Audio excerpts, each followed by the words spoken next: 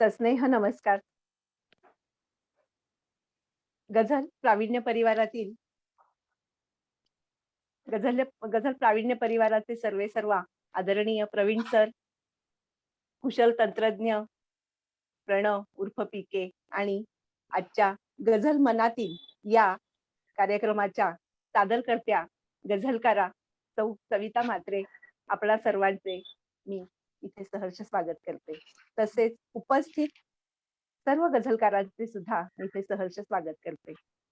गझल मनातील या कार्यक्रमामध्ये परिवारातील एक गझलकार दर रविवारी स्वरचित 3 गझल आणि परिवारातील कोणाच्याही आपल्याला आवडलेल्या 3 गझल असे या उपक्रमामध्ये आपण सादर करतोय. तर आजच्या आपल्याला आवडलेल्या गझल घेऊन येत आहेत सविताताई. सविताताई ह्या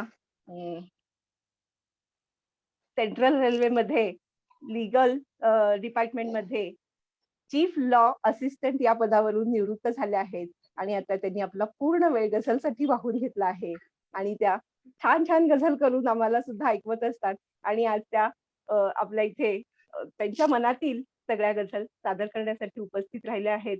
तर मी आपल्या सगळ्यांच्या वतीने त्यांना खूप खूप शुभेच्छा देते आणि कार्यक्रमाची सगळी सूत्र त्यांच्या हातात देते. तसेच प्रणव, तुला सुद्धा मी खूप शुभेच्छा देते आणि सविताताई, इर्शाद. धन्यवाद. धन्यवाद नंदिनी. गझल प्रावीण्य परिवाराचे सर्वे सर्वा प्रवीण सर यांचे मनापासून आभार मानते की त्यांनी मला इथे व्यक्त होण्याची संधी दिली. तसेच आपल्या परिवारातले प्रणव, नंदिनीताई, शोभाताई आणि इथे उपस्थित सर्व गझलकारा आणि गझलकार सर्वांना मी नमस्कार करते. गझल मनातली हे प्रवीण सरांनी ठेवलेले नाव अगदी समर्पक आहे. प्रत्येकाच्या मनामनात रुजलेली गझल जेव्हा अलवार पावलं टाकत पैंजणांचा झंकार करत बाहेर येते तेव्हा मनातल्या विचारांचं साकार रूप मनाला मोहून टाकतं आणि मग मनात येतं की आपण लिहिलेली गझल ती हीच का? आईसारखे दैवत साऱ्या जगतावर नाही असं म्हणतात. तर आमचे प्रवीण सर हे मातृभक्त आहेत. सरांनी त्यांच्या आईवर लिहिलेल्या गझलेतला मतला आणि 2 शेर मी सादर करते. आल्या आल्या बिलगत होतो, मायेने मी उमलत होतो. आल्या आल्या बिलगत होतो, मायेने मी उमलत होतो. रोज तुझ्याशी बोलत असता, रोज तुझ्याशी बोलत असता मीच मला पण भेटत होतो. रोज तुझ्याशी बोलत असता मीच मला पण भेटत होतो. आई होती म्हणून मी तर प्रवीण झालो सांगत होतो. आई होती म्हणून मी तर प्रवीण झालो सांगत होतो. सर, तुमच्या मातृप्रेमाला माझा सलाम. आता आपण पहिल्या फेरीकडे वळूया. पहिल्या फेरी तंत्रस्नेही प्रणव उर्फ पीके ह्याची एक गझल मी सादर करत आहे. प्रणव गझलेचे तंत्र सांभाळताना सगळ्यांचंच तंत्र खूप छान सांभाळतो. त्या प्रणवच्या गझलेची खासियत म्हणजे सामाजिक आशय आणि आध्यात्मिक झालर. त्याची ही गझल मला आवडली कारण जुल काफिया आणि समाजातल्या दुर्बल घटकांवर त्यांनी भाष्य केलेलं आहे. खरं तर आपला देश हा कृषी प्रधान देश असून सर्वात मोठा प्रश्न हा शेतकऱ्यांचाच आहे. शेतकरी आंदोलन, भोळी जनता, लोकशाहीतले त्यांना जनतेला फसवणारे लोकनेते आणि पुरुष प्रधान संस्कृतीत स्त्रियांना अबला म्हणताना सुद्धा संकटात चंडीरूप धारण करून त्या घराचे रक्षण करतात. तर अशीच सामाजिक आशयावरची गझल मी सादर करीत आहे. वृत्त आहे अनंतज्वाला. परिश्रमाने शेतकऱ्यांनी खंडी रचली, परिश्रमाने शेतकऱ्यांनी खंडी रचली, तेव्हा कोठे जागोजागी मंडी वसली. परिश्रमाने शेतकऱ्यांनी खंडी रचली, तेव्हा कोठे जागोजागी मंडी वसली. विश्वासाने सत्ता देते जनता त्यांना, विश्वासाने सत्ता देते जनता त्यांना, मात्र फसवणी या नेत्यांनी हंडी भरली. मात्र फसवणी या नेत्यांनी हंडी भरली. उघडा जगला, उघडा जगला भार वाहुली वर्षभर कसा. उघडा जगला भार वाहुली वर्षभर कसा. सणासुदीला आनंदाने बंडी शिवली. सणासुदीला आनंदाने बंडी शिवली. झाला होता उन्हाळा तो प्रखर जरासा. झाला होता उन्हाळा तो प्रखर जरासा. म्हणून आता गोड गुलाबी थंडी पडली. म्हणून आता गोड गुलाबी थंडी पडली. शेवटचा मक्त्याचा शेर पण त्यांनी अप्रतिम लिहिलाय. घाती हल्ला करुनी रक्षण करते. घणा घाती हल्ला करुनी रक्षण करते. त्याच स्त्रीमध्ये मग पिकेला चंडी दिसली. त्याच स्त्रीमध्ये मग पिकेला चंडी दिसली. तर आता आपण आपल्या दुसऱ्या फेरीकडे वळूयात. दुसऱ्या फेरीत मी माझी स्वरचित गझल सादर करीत आहे. स्वरसम्राज्ञी लता दीदींच्या निधनाने मनात जी पोकळी निर्माण झाली होती आणि त्यांची मधुर गाणी माझ्या मनात पिंगा घालत होती, तर त्या दुःखातच त्या गझलेची निर्मिती झाली आहे. ऐन वसंत बहरात जेव्हा सरस्वती पूजन करतात तेव्हा त्या आपल्यातून निघून गेल्या. म्हणजे साक्षात शारदेने पुढे होऊन त्यांचं स्वागत केलं असेल. तर अशा या शारदा रूपी लता दीदींना भावपूर्ण आदरांजली वाहताना मी तरन्नुम मध्ये गाण्याचा प्रयत्न करते. वृत्त आहे आनंद कंद. हरवून सूर गेले नाही मनास खारा. हरवून सूर गेले नाही मनास थारा. गेली लता कशाला सोडून हा पसारा. गेली लता कशाला सोडून हा पसारा. शोधू कुठे कळेना अनमोल स्वर खजिना. शोधू कुठे कळेना अनमोल स्वर खजिना. जाळीत सूर गेला पदरातला निखारा. जाळीत सूर गेला पदरातला निखारा. दालन सुने पडावे बोलेल का सतारी. दालन सुने पडावे बोलेल का सतारी. थंडावल्या सुरांचा झालाय कोंड मारा. थंडावल्या सुरांचा झालाय कोंड मारा. वीणा खुळ्या मनाची झाली मुकी बिचारी. वीणा खुळ्या मनाची झाली मुकी बिचारी. हृदयातल्या व्यथेवर मिळतोय ना उतारा. हृदयातल्या व्यथेवर मिळतोय ना उतारा. झाला अबोल आता तो कंठ कोकिळेचा. बेसूर वाटलेला नादावला किनारा. बेसूर वाटलेला नादावला किनारा. हरवून सूर गेले नाही मनास थारा. गेली लता कशाला सोडून हा पसारा. तर आता आपण तिसऱ्या फेरीकडे वळूयात. तिसऱ्या फेरीत आपल्या सगळ्यांच्या आवडत्या नंदिनी ताईंची मला आवडलेली गझल मी सादर करीत आहे. नंदिनी ताई अगदी सहजत्या गझल लिहितात आणि त्यांच्या गझलेची खासियत म्हणजे त्यांच्या गझलेत श्रीहरीचे दर्शन होते. तर अशी ही हरिनामी रंगलेली माझी मैत्रीण, तिच्या आयुष्यात नियतीने पेरलेल्या काट्यातून बाभळीसारखी फुलली.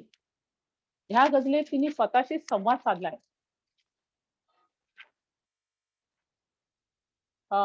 जे जास्त अवघड आहे आणि प्रत्येक शेराचा मतितार्थ पण खूप सुंदर आणि खोल आहे.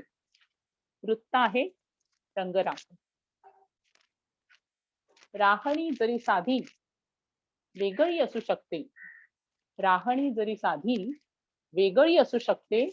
उच्चतम विचारांची पातळी असू शकते. राहणी जरी साधी वेगळी असू शकते. उच्चतम विचारांची पातळी असू शकते. लाभले मला नाही सौख्य या जगामध्ये. लाभले मला नाही सौख्य या जगामध्ये. हीच पण व्यथा माझी पांगळी असू शकते. हीच पण व्यथा माझी पांगळी असू शकते. वृद्ध माय बापाची सावली सतत झाले. वृद्ध माय बापाची सावली सतत झाले. फुल ना फुलाची ही पाकळी असू शकते. फुल ना फुलाची ही पाकळी असू शकते. रान राखते सारे. रान राखते सारे आपल्याच काट्याने. रान राखते सारे आपल्याच काट्याने. चंदनात फुललेली बाभळी असू शकते. चंदनात फुललेली बाभळी असू शकते. शेवटचा शेर पण खूप सुंदर आहे. ध्यास अंतरामध्ये. ध्यास अंतरामध्ये रंगते हरिनामी. ध्यास अंतरामध्ये रंगते हरिनामी. सावळ्या तुझी कोणी सावळी असू शकते. सावळ्या तुझी कोणी सावळी असू शकते. तर आता आपण चौथ्या फेरीकडे वळूयात. या चौथ्या फेरीत मी माझी स्वरचित गझल घेत आहे. खरं बघायला गेलं तर जीवन एक क्षणभंगूर आहे. हे माहीत असतानाही आपल्या मनाचा मोह आपण त्यागू शकत नाही. तर भगवद्गीतेचं सार आपल्याला हे शिकून जातं. खाली हात आए खाली हात चले. ये जीवन क्या है माया है. परिवर्तन ही संसार का नियम है. आत्मा न पैदा होती है न मरती है. आत्मा तो अमर होती है. वृत्त आहे अनल ज्वाला. शीर्षक आहे मोह मनाचा. नसे भरोसा क्षणाचा कधी अंत ठरावा. नसे भरोसा क्षणाचा कधी अंत ठरावा. खेळ जीवनी खेळता तरी असा हरावा. नसे भरोसा क्षणाचा कधी अंत ठरावा. खेळ जीवनी खेळता तरी असा हरावा. येत एकटे आणि एकटे जरी जायचे. येत एकटे आणि एकटे जरी जायचे. मोह सारखा संग राहण्यामनी धरावा. मोह सारखा संग राहण्यामनी धरावा. चिंता भारी कशी. चिंता भारी कशी उद्याची मनी असावी. चिंता भारी कशी उद्याची मनी असावी. दिवस आजचा खरोखरीचा जगून सरावा. दिवस आजचा खरोखरीचा जगून सरावा. शाश्वत नाही जीवन गंगा जेव्हा कळते. शाश्वत नाही जीवन गंगा जेव्हा कळते. भार बावऱ्या मनाचा कसा तरी धरावा. भार बावऱ्या मनाचा कसा तरी धरावा. शेवटचा शेर आहे. जाते कोणी अगोदर. जाते कोणी अगोदर पुढे नंतर कोणी. जाते कोणी अगोदर पुढे नंतर कोणी. नसे माहिती शोक मनाने काय करावा. नसे माहिती शोक मनाने काय करावा. आता आपण पाचव्या फेरीकडे वळूयात. पाचव्या फेरीत मी प्रतीक्षा ताईंची गझल सादर करत आहे. प्रत्येकाची जीवनात एक ठरलेली जागा असते. म्हणजे घरातला एखादा कोपरा.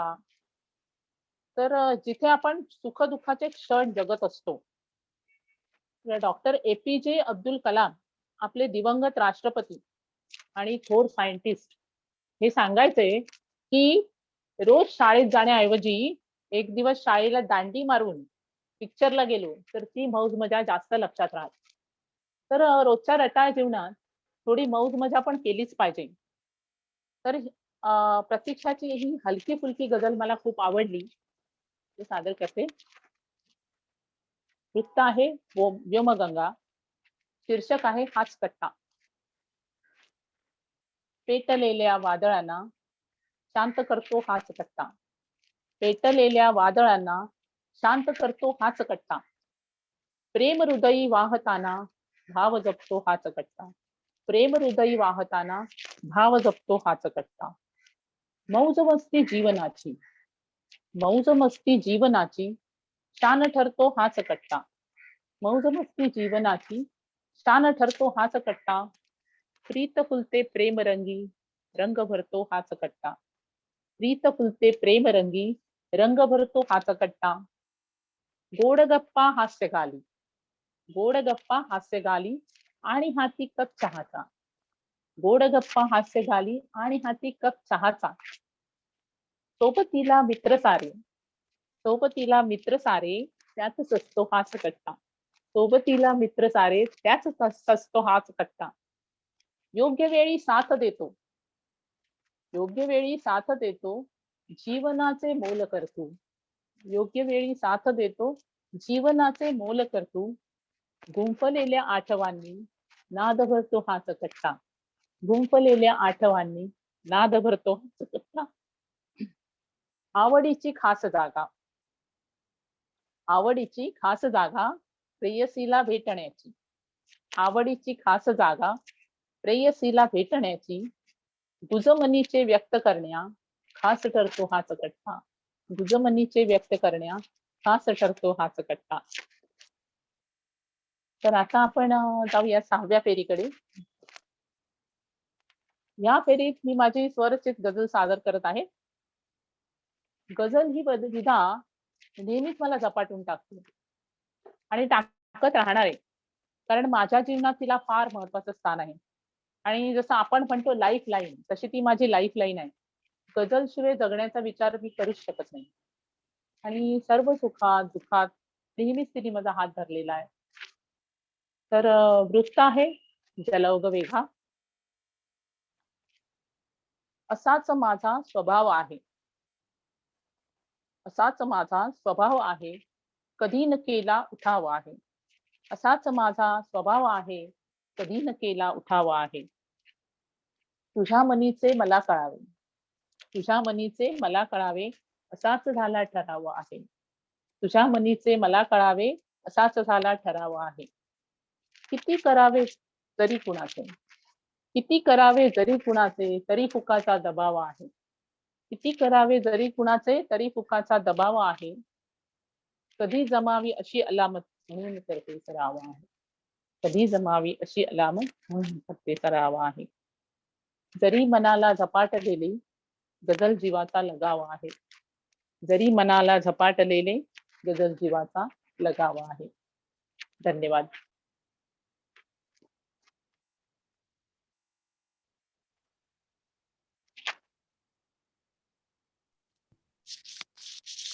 वा, अतिशय वा, सुंदर. खूप खूप सुंदर, फारच छान. सगळ्या गझल एकापेक्षा एक छान होत्या. आणि आमच्या दोघांच्या प्रतीक्षाची गझल घेऊन तर तुम्ही आमच्या गझलचा अगदी सन्मान केला आहे असं वाटलं मला. धन्यवाद नंदिनी. आणि माझ्या आवडीची असू शकते ही गझल, तुझ्याही आवडीची असू शकते हे पाहून मला खूप छान वाटलं. थँक्यू. खूप छान गझल निवडल्या. लता दीदींबद्दलची गझल तरन्नुममध्ये सादर करणं हे खरंच म्हणजे एक अगदी भावपूर्ण श्रद्धांजलीच आपण आपल्या परिवाराच्या कडून म्हणू वतीने शकतो. वाहिली. सुंदर सादरीकरण झालं. आणि गझल पण खूप छान लिहिलेली होती ती. एकंदरीत एक से बढ़कर एक गझल ऐकून आजची आमची संध्याकाळ अगदी रम्य झालेली आहे. आणि याच मूड मध्ये आम्ही थोडा वेळ तरी असणार आहोत. आणि याची छान संध्याकाळ केल्याबद्दल मी परिवाराच्या वतीने सविताताईचे खूप खूप आभार मानते. धन्यवाद. तसेच प्रणवचे सुद्धा आभार मानते आणि उपस्थित सर्व गझलकारांचे आभार मानते. आणि आपला आजचा कार्यक्रम संपलाय. तसेच पुढच्या रविवारी सुद्धा आपण अशाच एका परिवारातील छान गझलकाराला घेऊन इथे उपस्थित राहणार आहोत. धन्यवाद.